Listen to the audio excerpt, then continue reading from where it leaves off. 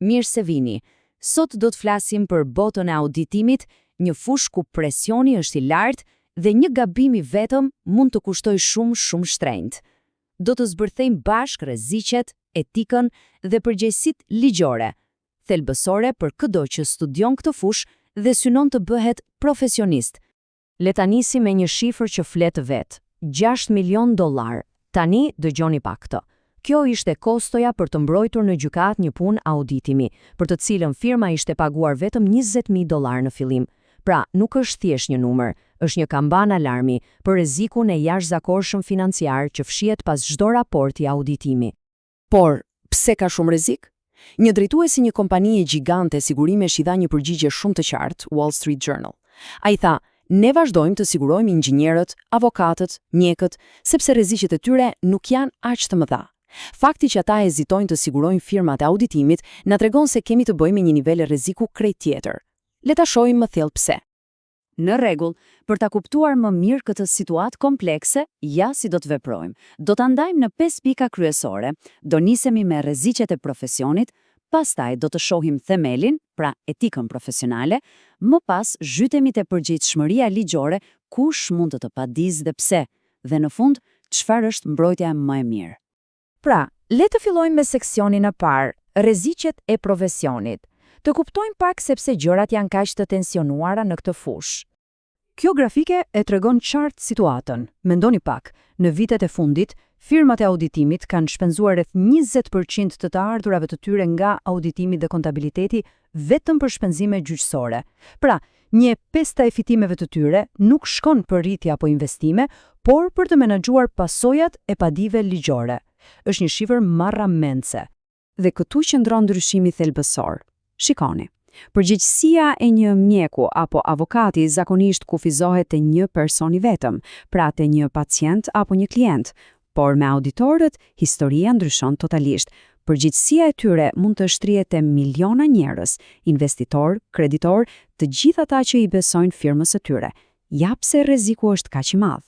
Atëherë, lind pyetja. Si ja dalin auditorët të lundrojnë në këto ujëra të rrezikshme? E po, gjithçka fillon me themelin, me etikën profesionale. Ky imazh e ilustron në mënyrë perfekte. Kodi i sjelljes profesionale i AICPA-s është si një piramidë. Në bazë ose në maj kemi parimet e përgjithshme, pra kuadri i madh. Më pas vijnë rregullat specifike dhe në fund interpretimet që japin përgjigje situatave konkrete. Pra, nga e përgjithshmja te specifikja. Le të shohim këto parime bazë: përgjegjësitë, interesi publik, integriteti, objektiviteti dhe pavarësia, kujdesi i duhur. Këto nuk janë thjesht fjalë, janë shtyllat e profesionit. Ato i kërkojnë auditorit të vendos gjithmonë interesin publik mbi gjithçka tjetër, sepse pa integritet dhe objektivitet, i gjithë sistemi humbet besimin.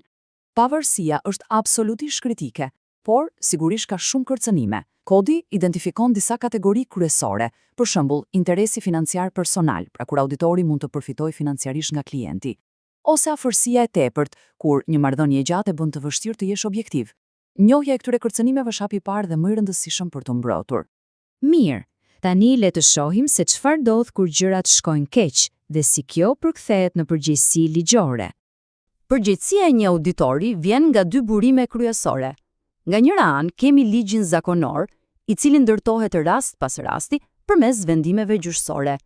Dhe nga ana tjetër kemi ligjin statutor, pra ligjet e shkruara të miratuara nga qeveria, siç janë aktet e famshme të letrave me vlerë të viteve 1933 dhe 1934. Një auditor duhet i njohë të dyja. Dhe në zemër të shumicës së këtyre padive gjejmë këtë fjalë, pakujdesia. Çfarë do të thotë saktësisht? Shumë thjesht, është dështimi për të treguar kujdesin e duhur profesional. Pra kur auditori nuk i kryen detyrat sipas standardeve që priten nga profesioni i tij. Por duhet të bëjmë një dallim të rëndësishëm. Ka nivele të ndryshme. Pakujdesja e thjesht është një gjë. Pakujdesja flagrante, pra një shpërfillje e plotë e përgjegjësive, është diçka tjetër. Dhe pastaj kemi mashtrimin, që është një gënjeshtër e qëllimshme. Sigurisht, pasojat ligjore për secilën prej tyre janë krejtësisht të ndryshme.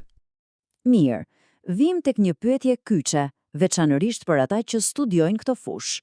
kush ka të drejtë ta padisë një auditor dhe për çfarë arsye? Që një klient të fitojë një padi, duhet të provojë 4 gjëra. Së pari, që auditori kishte një detyrë ndaj tij. Së dyti, që auditori e shkeli këtë detyrë. Së treti, që klienti pësoi një humbje reale. Dhe së katërti, e kjo është thelbësore, që humbja u shkaktua pikërisht nga pakujdesia e auditorit. Të katërta duhet të provohen. Mirë, përgjegjësia ndaj klientit që të ka punësuar është relativisht e qartë. Por çfarë ndodh me të tjerët? Çfarë ndodh me investitorët, bankat, kreditorët, të gjithë ata që nuk janë klient direkt, por që mbështeten te raporti i auditimit? Këtu gjërat bëhen vërtet interesante dhe komplekse. Dhe gjykatat kanë pasur qasje të ndryshme për qatë historisë. Qasja ultramares ishte shumë kufizuese. Vetëm personi që auditori e dinte specifikisht se do ta përdorte raportin mund ta padiste. Më pas, qasja rishpalljes e zgjeroi këtë te një grup i parashikuar përdoruesish. Dhe së fundi, qasja Rosenblum e çoi në ekstrem, duke thënë se çdo përdorues i parashikueshëm mund të padisë. Ky evolucion tregon se sa shumë janë rritur pritshmëritë ndaj auditorëve. Në rregull, pasi pam gjithë këto rreziqe dhe përgjegjësi, cila është atëherë mbrojtja më e mirë? Si mund të mbrohen auditorët në këtë botë kaq të ndërlikuar ligjërisht? Po cila është mburoja më e fortë e një auditori kundër këtyre problemeve ligjore? Përgjigjja mund t'ju habis. Nuk është domosdoshmërisht një ushtri avokatësh apo një sigurim i majm, por diçka shumë më themelore. Mbrojtja më e mirë është proaktive, jo reaktive. Ajo ndodh gjatë punës, jo në sallën e gjyqit. Kjo do të thotë, respektimi plot i standardeve dhe etikës, këshillim me jurist për rastet e vështira, ruajtja e pavarësisë me çdo kusht, sigurimi që çdo letër pune është e plotë dhe profesionale, dhe ndonjëherë thjesht duke i shmangur klientët që paraqesin rrezik shumë të lartë. Çdo hap është një barierë mbrojtëse. Dhe ja ku arrim në pikën kryesore. Ushtrimi i kujdesit të duhur profesional është në thelb një mbrojtje e përsosur. Nëse një auditor mund të dëshmojë se ka ndikur standardet, ka bërë punën siç duhet, atëherë ai ka argumentin më të fortë të mundshëm kundër çdo akuzë për pakujdesja. Por kjo na lë me një pyetje të fundit për të menduar. Duke pasur parasysh gjithë këtë presion nga klientët dhe nga publiku, a mjafton vërtet një kod etik i shkruar? A mjafton për të garantuar që një auditor do të veprojë gjithmonë me integritet? Ndoshta rregullat janë harta, por në fund të ditës është busulla e brendshme etike çdo profesionisti ajo që e çon në destinacionin e duhur. Dhe me këtë mendim po e mbyllim këtë shpjegim.